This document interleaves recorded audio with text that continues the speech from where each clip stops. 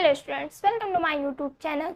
तो आज की इस वीडियो में हम सॉल्व करेंगे एक्सरसाइज 4.2। तो आइए देख लेते हैं। क्वेश्चन नंबर 1 में आपका दिया हुआ है, गुणनखंड विधि से निम्न द्विघात समीकरण के मूल ज्ञात कीजिए। यानी कि गुणनखंड विधि से जो द्विघात समीकरण यहाँ दिया हुआ है इसके मूल ज्ञात करना है। तो सबसे पहले हमें पता होना चाहिए कि मूल क्या होता है। तो जो हम गुणनखंड करने के बाद x की वैल्यू निकालते हैं उसी को मूल कहते हैं। तो इसका मतलब ये तो बहुत इजी हुआ, तो इसको हम आसानी से सॉल्व कर सकते हैं।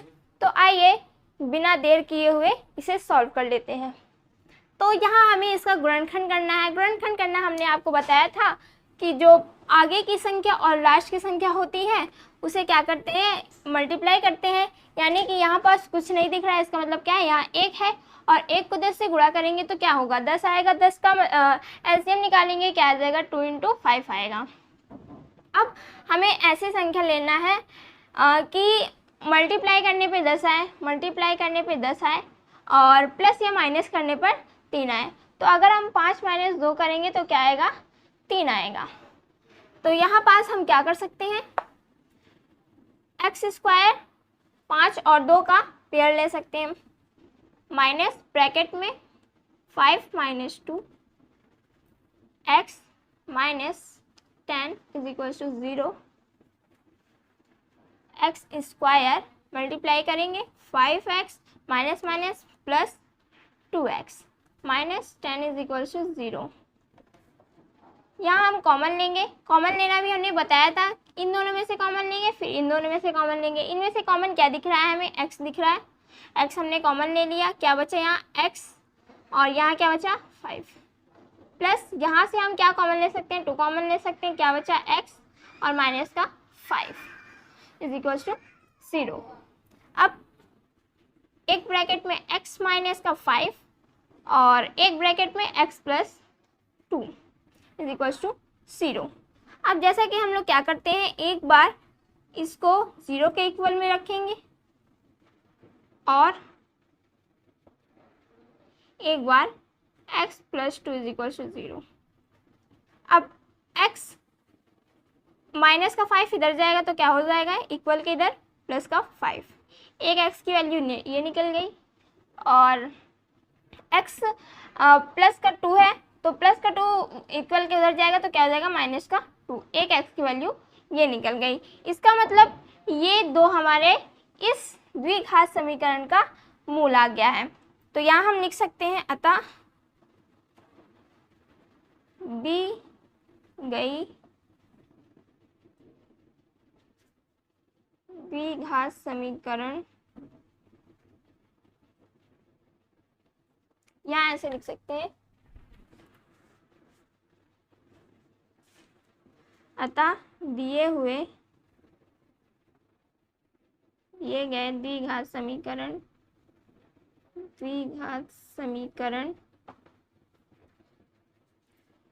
x² - 3x - 10 = 0 के मूल 5 और माइनस कर 2 है। तो ऐसे हम लिख सकते हैं। तो यहाँ पास आपका पहला जो समीकरण है उसका निकल गया है मूल। अब हम नेक्स्ट दूसरे समीकरण को यहाँ सॉल्व कर लेते हैं। ये आपका दूसरा समीकरण है, इसका भी गुणनखंड करेंगे। 2 को मल्टीप्लाई 6 से करेंगे, क्या आएगा, 12 आएगा। अब 12 का एलसीएम निकालेंगे, क्या आ जाएगा, 2 × 2 = 4, 4 × 2 = 8, 4 × 3 = 12, 3 से आएगा। ये हम अगर एलसीएम निकालेंगे तो ये हमारा आएगा। अब ऐसी कोई संख्या लेना है कि प्लस या माइनस करने पर क्या है, प्लस या माइनस करने पर 1 आए और गुणा करने पे क्या है, 12 आए। तो यहाँ हम ये ले सकते हैं, 4 × 3 और 4 - 3, तो 2x² प्लस ब्रैकेट में 4 - 3 x - 6 = 0।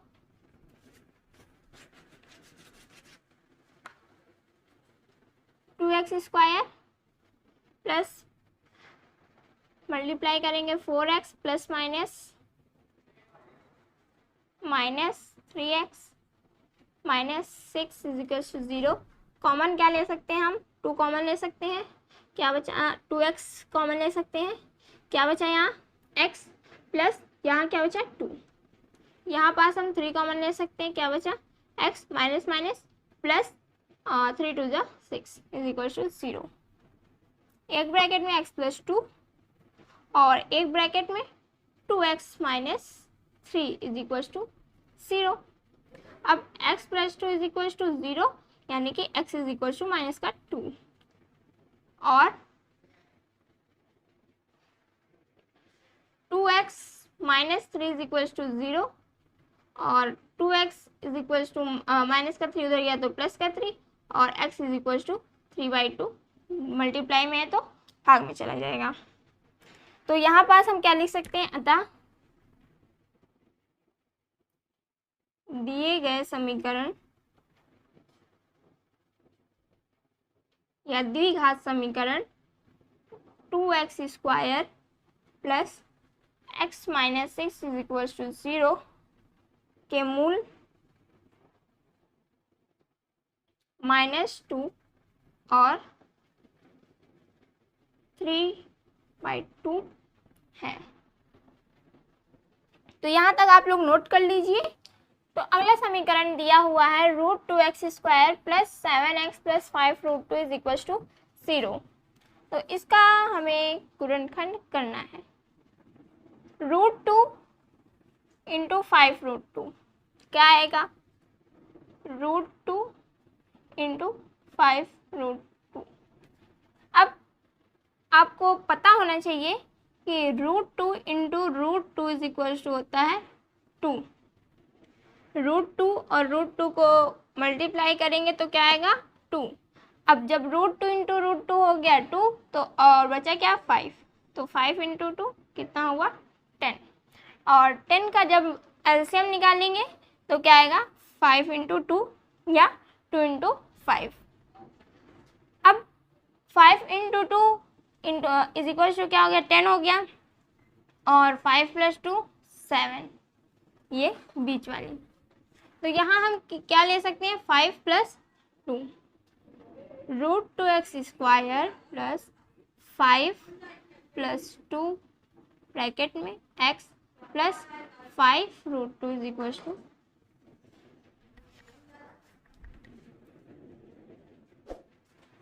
0। यहाँ पास अब हम क्या करेंगे? गुणा करना है। 5x plus 2x 5√2 is equal to 0। यहाँ हम क्या कॉमन ले सकते हैं? यहाँ हमें x कॉमन दिख रहा है तो यहाँ हम x कॉमन ले सकते हैं। हमने x कॉमन ले लिया। अब यहाँ क्या बचा? यहाँ √2 बचा और x बचा और यहाँ पास 5 बचा प्लस यहाँ से हम क्या कॉमन ले सकते हैं? 2 कॉमन ले सकते हैं। 2 कैसे कॉमन लिया? अब देखिए हमने क्या बताया था? √2 इंटू √2 होता है 2। अब हमने यहाँ से 2 कॉमन ले लिया। अब 2 तो कॉमन लेंगे नहीं, 2 कॉमन लेंगे तो यहाँ पास तो x ही बचेगा। तो यहाँ पास हम √2 कॉमन ले सकते हैं। क्यों? क्योंकि यहाँ सिर्फ 2 है और √2 इंटू √2 होता है 2। तो एक √2 हमने कॉमन ले लिया तो क्या बचा? एक √2 अंदर बच गया। अब जब इसको दोनों को मल्टीप्लाई करेंगे तो वापस से 2 आ जाएगा और क्या बचा? x प्लस एक √2 हमने कॉमन ले लिया, क्या बचा? 5 इज इक्वल टू 0। एक ब्रैकेट में √2 x प्लस 5 और एक ब्रैकेट में x प्लस √2।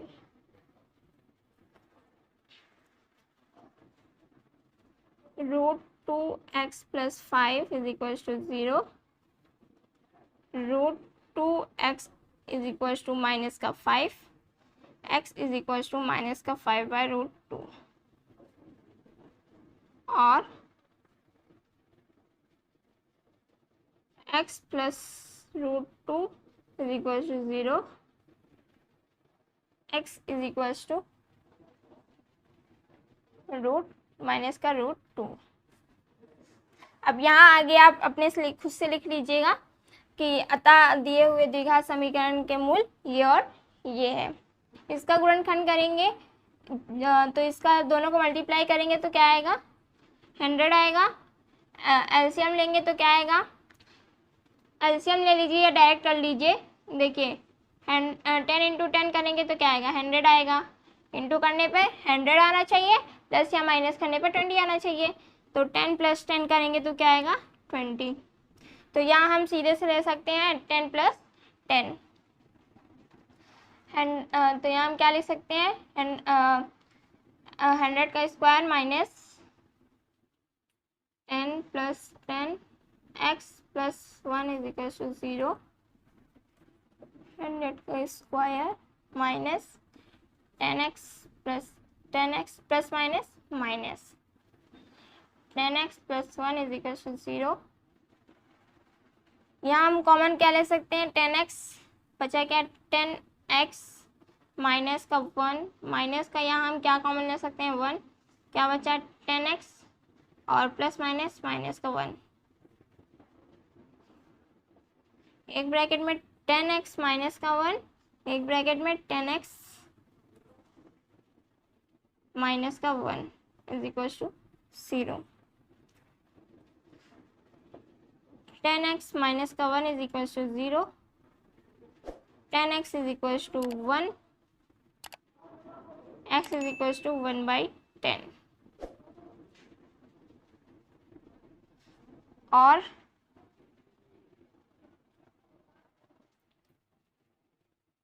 यहाँ पास भी वही आएगा, 10x माइनस का 1 इज इक्वल टू 0 और x इज इक्वल टू 1,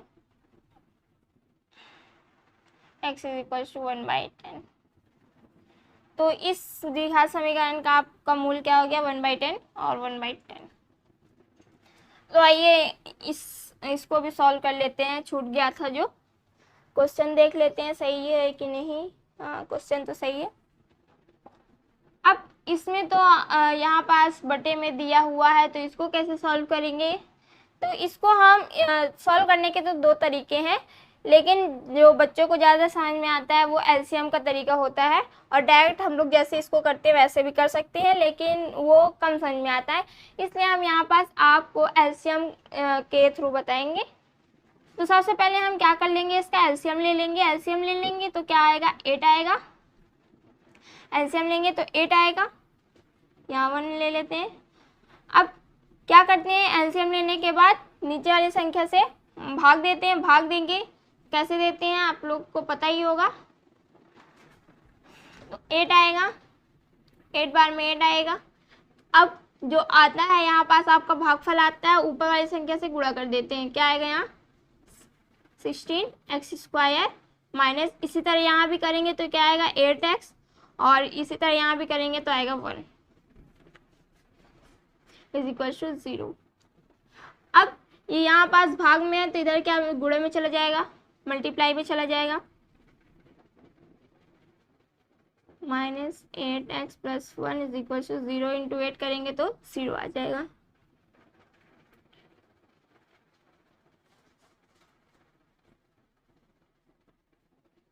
अब इसका हम क्या करेंगे, मल्टीप्लाई करेंगे। मल्टीप्लाई करेंगे तो क्या आएगा 16 आएगा। अब हमें ऐसी संख्या देखना है कि मल्टीप्लाई करने पे तो 16 आए और प्लस माइनस करने पे बीच वाली संख्या, इसका मतलब 8 है। तो अगर हम 4 गुणे 4 करेंगे क्या आएगा 16 आएगा। 4 into 4 is equal to 16, 4 plus 4 is equal to 8। ठीक है, तो आपको जैसे भी सही लगे एलसीएम लेके या फिर डायरेक्ट आप कर सकते हैं तो कर सकते हैं। तो यहाँ पास हम क्या ले सकते हैं, 4 plus 4 x plus 1 is equal to 0, 16x square minus 4x plus minus minus 4x plus 1 is equal to 0। Common क्या ले सकते हैं, क्या कॉमन ले सकते हैं, यहाँ 4x कॉमन ले सकते हैं। क्या बचेगा 4x माइनस का 1, यहाँ क्या कॉमन ले सकते हैं, 1 कॉमन ले सकते हैं, क्या बचेगा 4x प्लस माइनस माइनस का 1 is equal to 0। 4x minus का 1, 4x माइनस का 1 is equal to 0। 4x minus का 1 is equal to 0, 4x is equal to 1, x is equal to 1/4। यहाँ भी करेंगे तो वही आएगा, x इज इक्वल टू 1/4। तो इस समीकरण का भी आपका जो मूल है वो निकल गया है। तो क्वेश्चन नंबर 1 आपका हो गया सॉल्व। तो आज के लिए बस इतना ही, मिलते हैं नेक्स्ट वीडियो में नेक्स्ट क्वेश्चन के साथ।